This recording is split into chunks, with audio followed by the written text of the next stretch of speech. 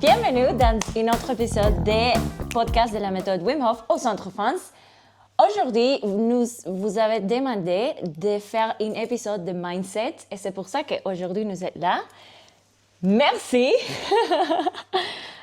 Le mindset, l'état d'esprit, en français déjà pour traduire. Oui. L'état d'esprit, l'engagement mental, on va voir que c'est beaucoup plus profond que ça. Et on commence par quoi, Paula? Je crois que c'est important de commencer par l'étude qu'on a fait en 2018, qui parle de l'état d'esprit over le corps. D'accord, d'accord. Alors, avant de commencer cette étude, on sait que cette étude a été la suite d'une autre étude dont on parlera dans un autre podcast, où Wim s'était fait injecter une endotoxine et par la respiration, il avait réussi à influencer son système nerveux autonome. Et 4 ans plus tard, ils ont essayé de voir si, juste par le pouvoir de sa pensée, il pouvait, ce coup-là, influencer les processus autonomes pour se réchauffer. Ça, c'est l'hypothèse. Ça, c'est l'hypothèse. Et qu'est-ce qu'ils ont fait dedans? Alors, qu'est-ce qu'ils ont fait, Paula? Alors, ils sont mis dans Un pyjama qui était une veste de pompier. Exactement, avec de l'eau froide et de l'eau chaude. Ouais. Et donc, ils vont mesurer deux choses. Ce qui se passe dans leur corps, des groupes contrôlés et de Wim, et ce qui se passe dans le cerveau avec. Oui, c'est exactement ça. Donc, c'était une veste perfusée et il mesurait, et ça c'est très important, la température de la peau. Pas la température interne, la température sur la peau. Et ils l'ont mis donc du coup dans une fMRI, c'est un IRM en français je crois, et un scanner. Il faisait chaud, donc de l'eau chaude c'était je crois 34 degrés, et de l'eau froide à 15 degrés. Et des cycles de 5 minutes. Et ils ont fait un groupe test, et surprise, surprise, Wim a eu les mêmes résultats. C'est-à-dire que quand le chaud venait, la température restait stable, quand le froid venait, la température de la peau descendait.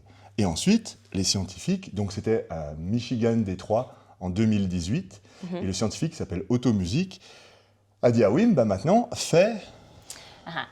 Une chose importante, Wim ne pourrait pas respirer. Pourquoi?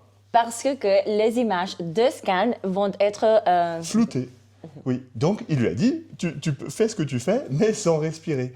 Exactement. Et une des techniques de Wim, que ça on voit dans les stages, on ne va pas le faire sur YouTube, mais une des techniques de Wim pour produire de la chaleur, c'est ce qu'on appelle la respiration Tummo, où on va respirer plus profondément et par des contractions musculaires et de la visualisation, on va produire de la chaleur. Mais là, il ne pouvait pas le faire. Et il avait un jour pour montrer des résultats différents du groupe. Et pour une des premières fois, Wim a douté, s'est dit « mais qu'est-ce que je vais faire ?»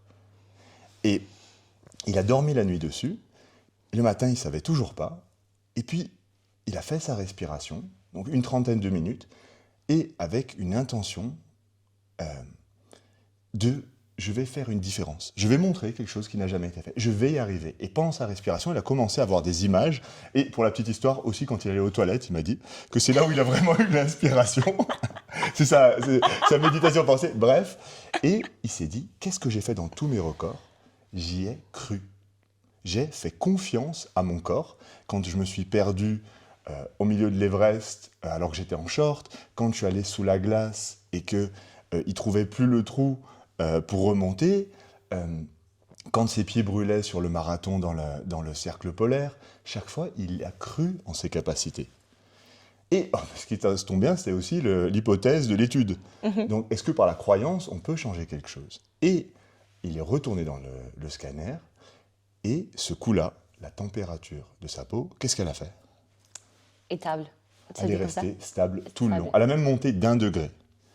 Et donc, ce qui est intéressant, donc les scientifiques étaient très surpris, ce qui est intéressant, c'est qu'ils ont regardé qu'est-ce qui se passait dans son corps et qu'est-ce qui se passait dans sa tête. Alors sur son corps, on va passer assez vite. Il a juste augmenté son métabolisme. Donc tu sais ça, ce qui s'est passé en français? Ou c'est difficile? Il y avait d'activité dans les muscles intercostaux. Ouais. Et donc ces muscles étaient en Les muscles étaient en train d'utiliser de la glucose, ça s'appelle comme ça. De la glucose, oui.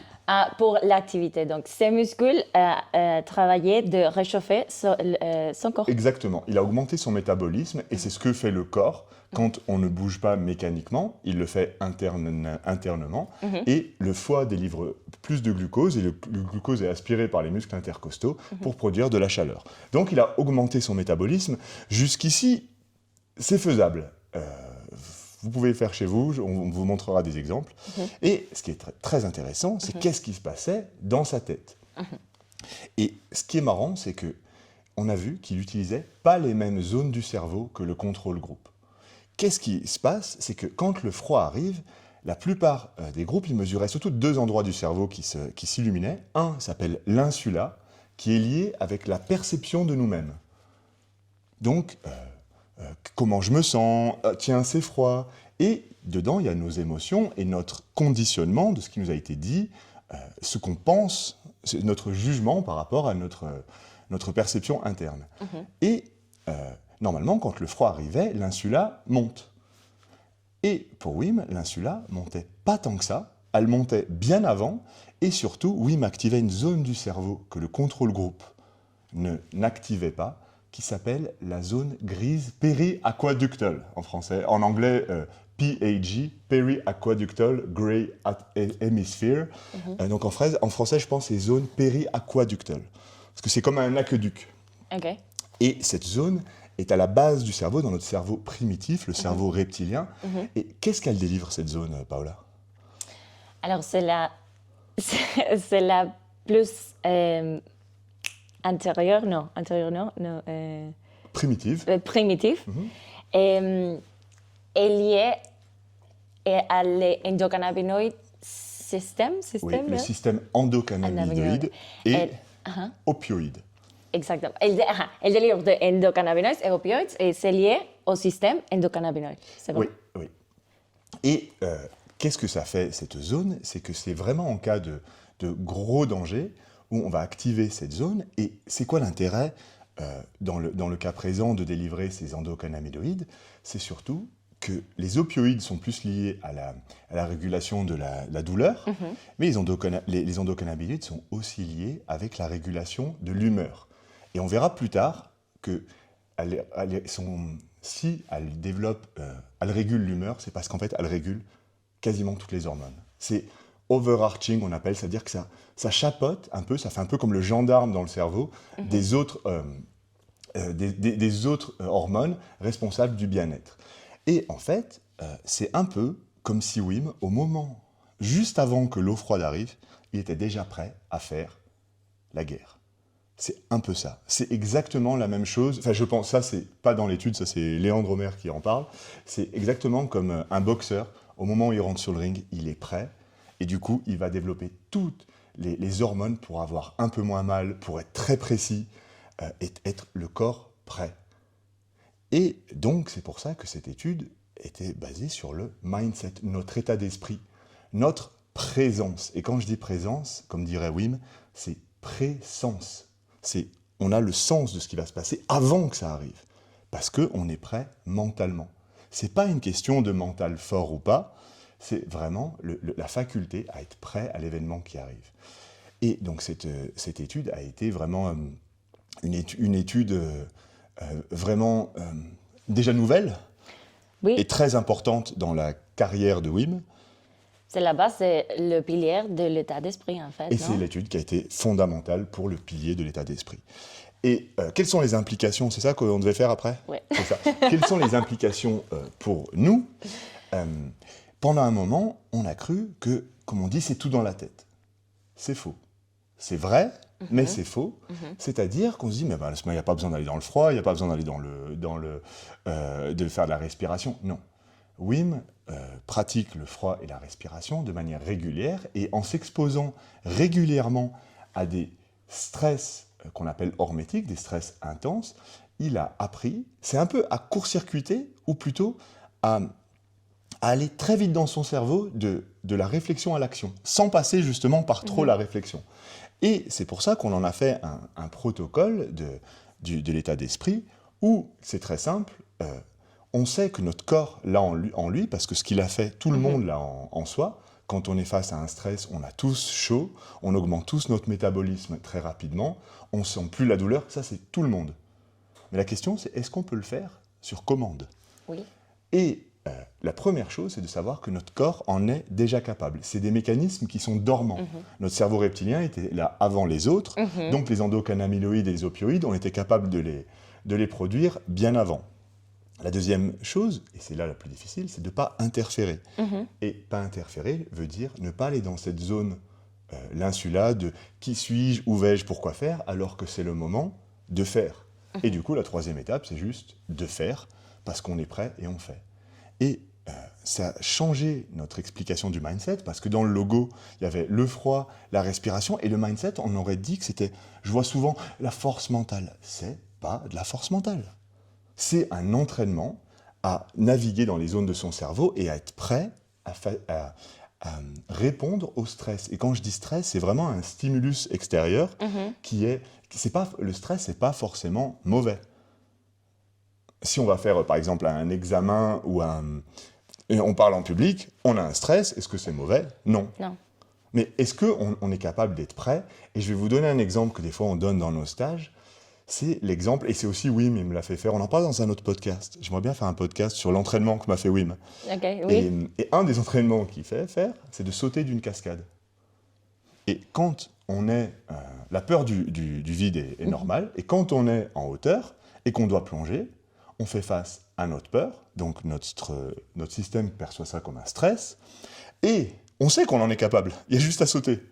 Donc, tout le monde en est capable, premier step du mindset. Le deuxième step, c'est de ne pas trop réfléchir, et plus on réfléchit, moins on va le faire. Alors que si on passe direct à l'étape 3, je saute, on y arrive, il n'y a plus qu'à sauter et on tombe dans l'eau. Et oui, il me l'a fait faire plusieurs fois, pour justement comprendre que si on réfléchit trop, on se confronte à tous nos conditionnements. Qui c'est qui s'est déjà dit, tu n'es pas capable, le froid, Que c'est pas notre...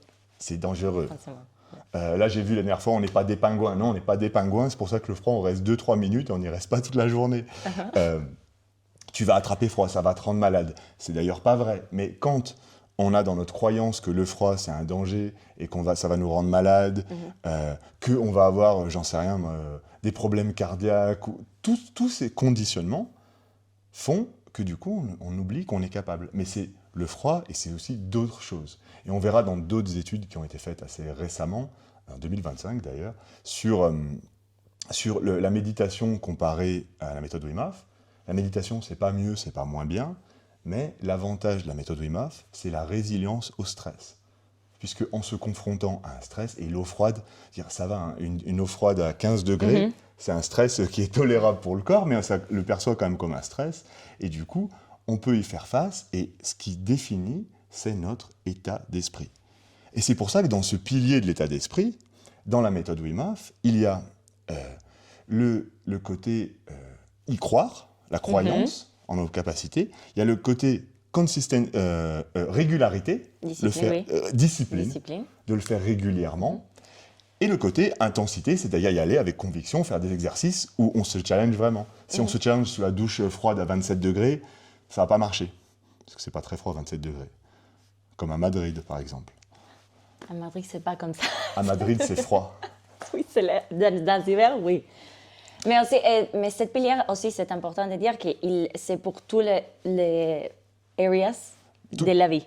Oui, toutes les areas, comment on dit, tous les aspects de notre vie. Oui, exactement. On peut l'utiliser pour vraiment tous, donc c'est super important. Et aussi, ce que je voulais dire, c'est comme entraînement. C'est comme un entraînement pour l'état d'esprit, en fait. C'est comment entraîner l'état d'esprit. Oui, c'est un entraînement d'état d'esprit. Et c'est par la pratique. Et je peux parler de... on a le temps de faire le 2. Oui. Ouais. C'est là où on a vu justement que c'est pas que dans la tête et il y a juste besoin d'y croire, c'est pas vrai. C'est aussi... c'est pour ça que la méthode Wim Hof est une pratique continue, une pratique quotidienne, et les effets sont exponentiels avec le temps.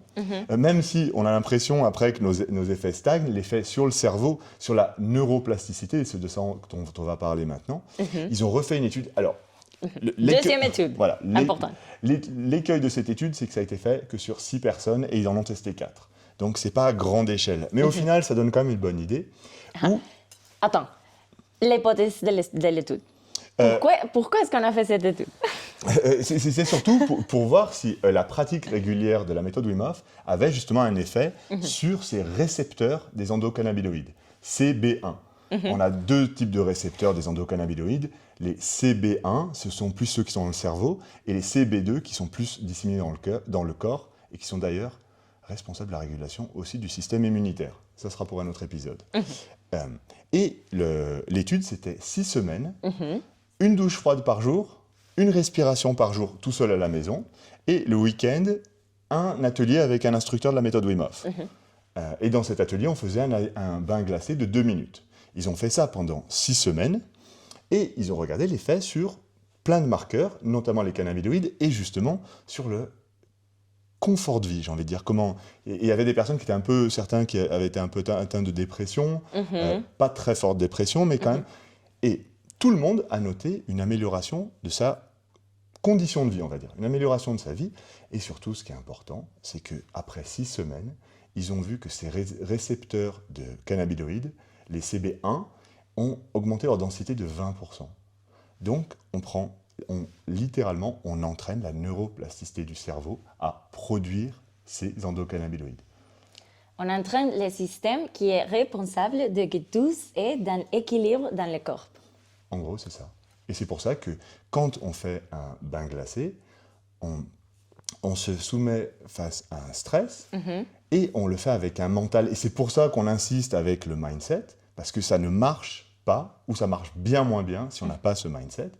Et on se sent mieux après. On va vraiment réguler tout notre système. Et les endocannabinoïdes, on le sent parce qu'on se sent non seulement bien, mais on ne se sent pas bien anesthésié.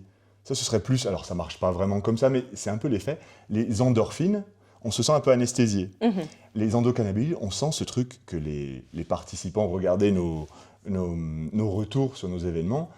On se sent clair, on sent de la clarté. On sent même de l'amour en nous. Et c'est parce que un stress qui a été fait avec un mental de consentement. Et je crois que je l'ai déjà dit dans un autre podcast, je ne veux pas vous prendre d'autres exemples qui seraient dramatiques, mais regardez comme la même chose. Si on le fait avec le consentement, c'est un plaisir. Si on le fait sans consentement, c'est un trauma. Je vous laisse trouver d'autres aspects de la vie où la chose avec un consentement ou sans consentement, ça peut être un trauma. D'ailleurs, le footballeur Patrice Evra avait fait une émission avec Wim, et quand il était jeune, il disait qu'on l'avait puni avec le froid, et il a fallu qu'il dépasse ça pour finir avec Wim à faire 16 minutes dans un bain glacé. Je ne vous conseille pas de faire 16 minutes, mais il est passé d'un trauma à quelque chose qui lui fait du bien. Et maintenant, il fait la douche froide tous les jours. Donc, voilà. Les implications de cette étude? C'est que si on fait la douche froide tous les jours, la respiration tous les jours, on va améliorer notre système endocannabinoïde, on va en produire plus, et surtout si on le fait avec un mental de « je suis capable, je fais confiance à mon corps ». Donc faites confiance à votre corps et entraînez-vous graduellement, mais vous savez que c'est quelque chose qui est déjà en vous. Pour finir, comme dirait Wim, ce n'est pas un entraînement, c'est un éveil, ou plutôt un réveil. Donc on va s'arrêter là, et on fera une partie 2. Parce qu'il y en a tellement plus à dire. Oui. Ça te va? Ouais. Merci Paola. Merci à vous. N'hésitez pas à nous mettre dans les commentaires si vous avez des questions et à très bientôt. Et merci pour nous demander cet épisode.